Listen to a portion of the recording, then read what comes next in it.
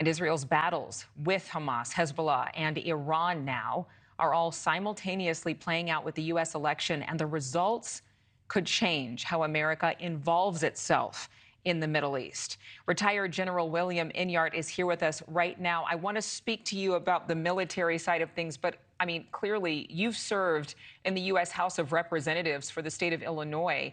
Do you think, as a Democrat, that Vice President Harris is doing enough to articulate a plan should she be elected? Well, it's a little different than asking me about Israel and Gaza and Iran. I think that she's articulating a vision for an overall plan for America. I think that much of this hand-wringing by the media over whether or not she is put enough policy forward is simply that. It's hand-wringing. I think that she clearly has an articulable policy, unlike Mr. Trump, who frankly, can no longer put a sentence together, let alone a paragraph. When you listen to him for more than 5 minutes, he's simply inarticulate. And I really question whether or not the media is paying enough attention to his ability to articulate a vision. You know, the question when Joe Biden was 81, well, Donald Trump is 78, and certainly does not seem to be able to hang two sentences together. Well, I thought you would be definitely apt and able to answer any questions regarding military policy, as well as just a viewpoint as an American who served in the U.S. House of Representatives. Clearly, this is not something that everyone can articulate, no matter what side you're on, because we would have already had a ceasefire. Secretary Antony Blinken back in Qatar. And so do we think that, there's any kind of movement that might happen after there is an election and we see who wins?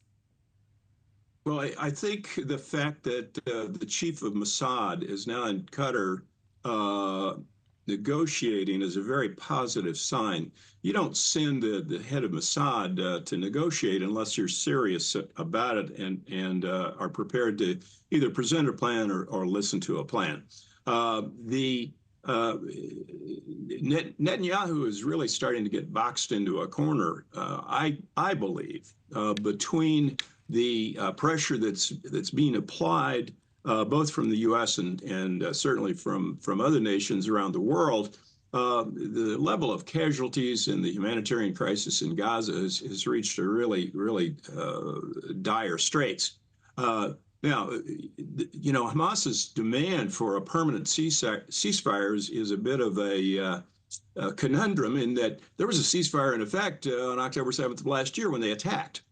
So they broke the ceasefire, and of course now that Israel is, yes, Hamas broke the ceasefire when they attacked Israel, and so it's.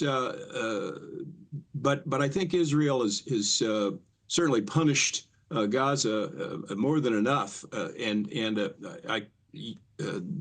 I question whether or not there's much of a really a military presence beyond snipers and the occasional radical terrorist who's firing at the Israelis. But there's no organized military force left there. Really quick question, since you brought up Prime Minister Netanyahu. There's at least one poll that shows that his popularity has rebounded since the killing of several Hezbollah leaders.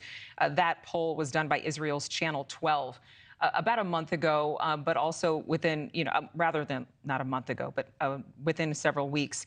But the question is, with those killings, the lack of morale maybe from Hezbollah, and then Hamas's top two leaders having been killed, does that give any advantage to negotiators, including Blinken, in Qatar?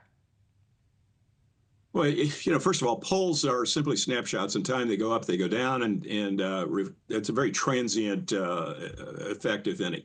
The fact that Hamas has lost so many of their leaders, as well as Hezbollah, have lost so many of their leaders, it certainly creates a strain on the organization. It's going to really, there's been a generation of leadership wiped out. But leadership tends to grow up. It's like weeds in the cracks of a sidewalk. They're going to grow. So it will be a transitory effect, if any. But I would certainly much rather be in that position to negotiate now with the fact that those leaders have been taken out. Of course, it raises the question, who do you negotiate with? Thanks so much for watching. Go to joinnn.com to find News Nation on your television provider.